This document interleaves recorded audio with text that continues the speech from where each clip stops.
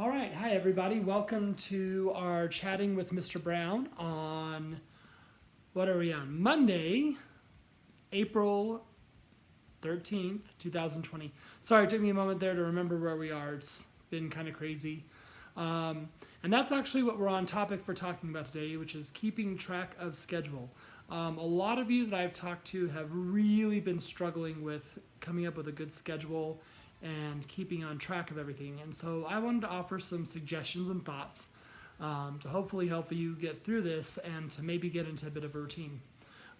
Just minutes ago, we got an email saying that it is highly unlikely that we will return to in-person schooling for the rest of the semester.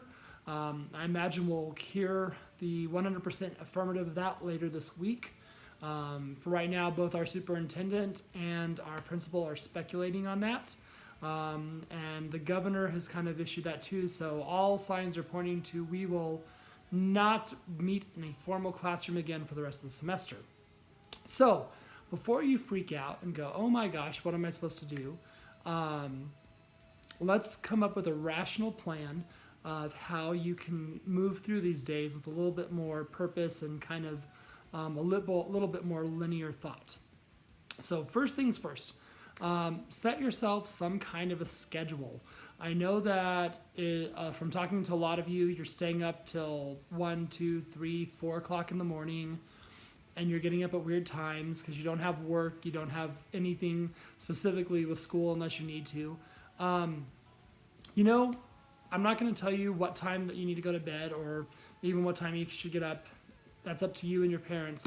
But honestly and truthfully, if you set yourself some times, even within those, I'm going to be, I can't get my sleep schedule regular, set some specific times and some specific tasks that you need to do each day. So our school is recommending 20 to 30 minutes per class per day that are your core classes. So that's English, math, science, history. All of your electives, including foreign language, music, arts, those are 15 minutes maximum a day. So if you look at that in an average schedule, you're looking at approximately 2.5 hours a day. And if you're like me, you probably can't stick to one task for 2.5 hours. Most people can't. So break it up, make sure that you're doing that homework. If you're having trouble with some of that, talk to your teachers and say, hey, listen, I'm overloaded. Here's what we're supposed to do. Here's what we've been told to do. But talk about that. The next thing, find one thing that you can do each day and just make that a locked in schedule. Like this is what I'm going to do every day at 1 o'clock. I'm going to answer Mr. Brown's questions at 1 o'clock, or I'm going to have lunch at 1 o'clock. I'm going to do something specific at 1 o'clock. For me, I've been very fortunate in this whole process that my wife, who already worked from home, has kind of a regular schedule, and she gets up every day and is to work by 8 o'clock. So instead of just sleeping in and going, I've made sure that I'm up by 8 o'clock or a little bit earlier than that every single day too. Now, we've also been fortunate that the teachers have had meetings at least once or twice a week as a whole staff at 8 a.m. So with that help, it's been easier to keep that schedule. The second thing that's helped me keep a really, really consistent schedule is these videos. I know that you guys are watching them. I've had a lot of encouragement to keep doing them and a lot of participation. So kind of my driving factor every single day is what can I do for a video to make sure that I'm doing that contact and then producing it, editing it, which I'm still not that great at, but hopefully I'll keep learning, because if I did, I'd be like, look, there's an idea here. And then over here, here's another idea. Oh, look, there's another idea. I don't know how to do that. So if I figure that out, hopefully my videos will get more creative. But if not, you get kind of my wild, crazy personality here, and hopefully that'll be enough for you. But have kind of one dedicated task that keeps you kind of focused and in line, and just try to make sure that that regiments your week.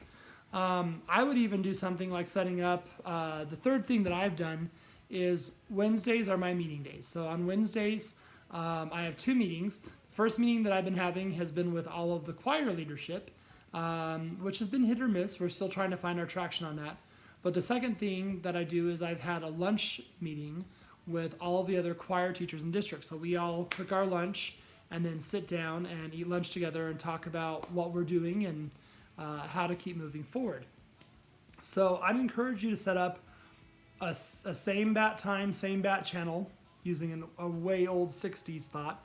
But set up a meeting or set up something every week where you can see your friends and talk face to face and hang out.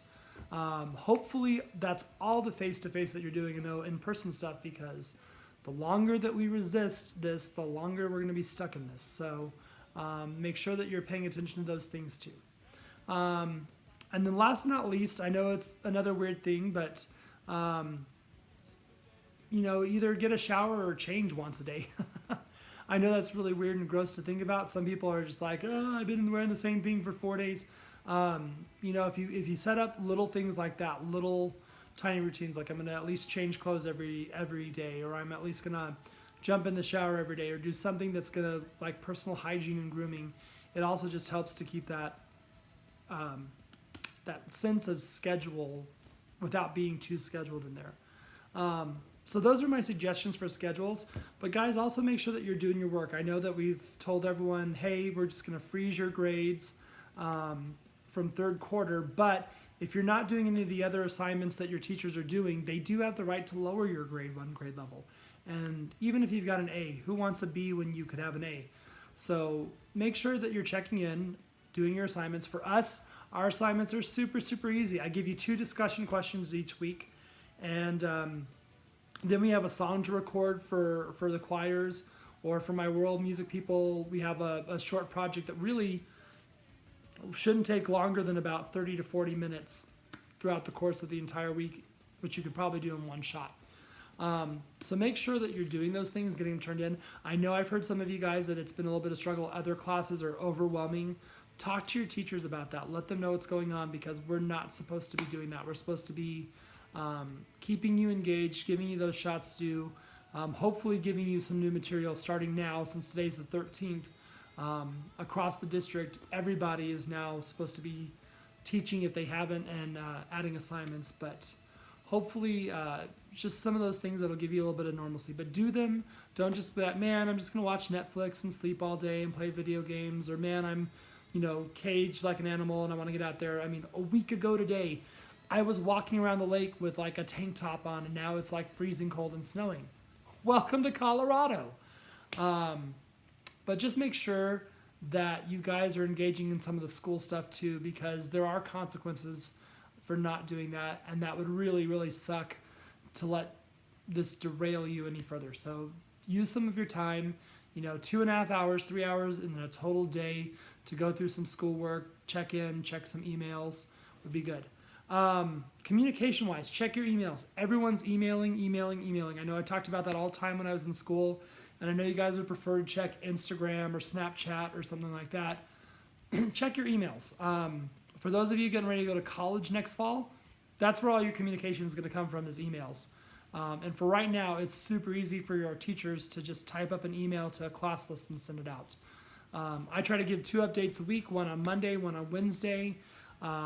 So just make sure that you're checking those communications, not just with us, but also check in on your fellow classmates and your friends.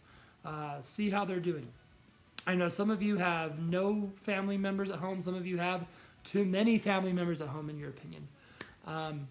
Everyone's going to fall somewhere in there between there. So if there's someone you haven't talked to in a while, talk to them and make sure that they're okay, and check in with them. Last but not least, make sure that you guys keep listening to music. I mean, I've been really inspired by listening to what's moved you, what's made a difference in your life.